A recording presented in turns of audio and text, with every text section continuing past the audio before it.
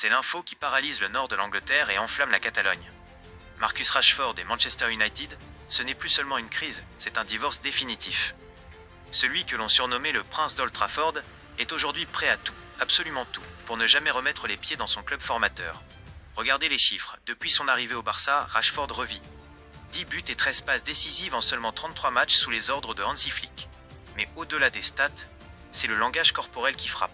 À Manchester, on voyait un homme abattu. À Barcelone, on voit un conquérant. Mais attention, ce bonheur est menacé. Entre une option d'achat de 35 millions d'euros, des élections présidentielles au Barça et une direction mancunienne qui refuse de brader son joueur, nous sommes au cœur du feuilleton le plus brûlant de l'année 2026. Pourquoi Rashford déteste-t-il l'idée d'un retour? On vous explique tout.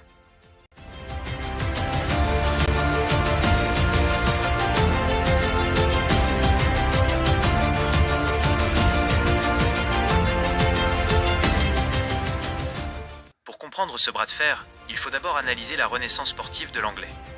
À 28 ans, Marcus Rashford réalise l'une des meilleures saisons de sa vie. Pour la première fois de sa carrière, il a quitté le confort, ou plutôt l'instabilité de la Première Ligue pour s'imposer en Liga. Hansi Flick a réussi là où Erik ten Hag et Ruben Amorim ont échoué, redonner de la liberté à Rashford. Aligné sur l'aile gauche, il profite des appels de Robert Lewandowski et de la vista de Lamine Yamal pour exploser les compteurs. Mais le déclic est surtout mental. En décembre dernier, il lâchait une bombe en interview. Le Barça est un club construit pour gagner des titres. Il y a de l'exigence ici, et c'est ce que je veux. Je ne peux pas être quelque part où il n'y a pas d'exigence importante. Cette phrase, les amis, c'est une attaque directe contre la gestion de Manchester United. Rashford en a assez de porter un projet flou. En Catalogne, il a découvert une pression positive, une ferveur qui le transcende. Il a même déjà soulevé la Supercoupe d'Espagne, un trophée qui a agi comme un déclic. Il veut gagner, et il veut gagner maintenant.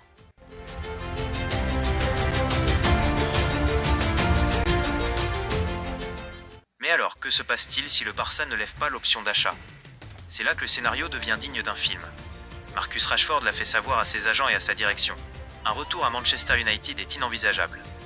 Le lien est totalement rompu. La presse anglaise rapporte que Rashford se sent trahi par la manière dont il a été poussé vers la sortie lors des précédentes saisons. Le joueur a même déjà acheté un appartement de luxe à Barcelone, prouvant que ses intentions dépassent largement le cadre du football. Il a choisi son camp. Côté United, le club est dans une impasse.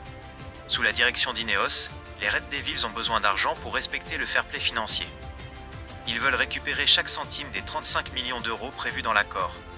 Michael Carrick, l'actuel coach, aimerait officiellement le récupérer, mais en coulisses, on sait que le vestiaire a tourné la page. Le club travaille déjà sur d'autres profils, comme Iliman Ndiaye. Rashford ne veut plus être le sauveur d'un club en éternelle transition.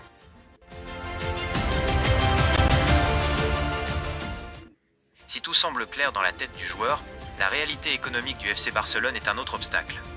Le 15 mars 2026, le club connaîtra ses élections présidentielles. Et c'est là que tout peut basculer. Si Joan Laporta est réélu, Rashford restera. C'est son joueur, son pari gagnant. Mais si un nouveau président arrive avec un nouveau directeur sportif, l'option d'achat pourrait passer à la trappe pour privilégier d'autres noms, ou pour réduire drastiquement la masse salariale. Rashford est conscient de cette fragilité. C'est pour cela qu'il multiplie les déclarations d'amour public au club culé. Il veut se rendre indispensable aux yeux des sociaux pour que personne n'ose le renvoyer en Angleterre. Il est même prêt à une baisse de salaire significative pour s'inscrire dans la durée. C'est un sacrifice rare pour un joueur de son standing, prouvant que son envie de fuir United est réelle et profonde. En résumé, Marcus Rashford a trouvé sa terre promise. À Barcelone, il a retrouvé son football, son sourire et son ambition. Pour lui, Manchester appartient au passé, un passé glorieux, mais devenu trop lourd à porter. Le bras de fer est lancé. D'un côté, un joueur déterminé à rester, de l'autre, deux clubs qui doivent s'entendre sur les modalités financières avant que le mercato d'été ne s'ouvre. Est-ce que Rashford réussira son coup de force? Ou sera-t-il contraint à un retour forcé qui s'annoncerait désastreux? Une chose est sûre, le prince ne veut plus de sa couronne à Manchester. Et vous, que feriez-vous à sa place? Comprenez-vous son envie de quitter définitivement son club de toujours? Dites-le moi dans les commentaires, j'ai hâte de débattre avec vous. N'oubliez pas de vous abonner et de cliquer sur la cloche pour ne rien rater des prochains épisodes de ce feuilleton incroyable. C'était votre dose de foot, à très vite!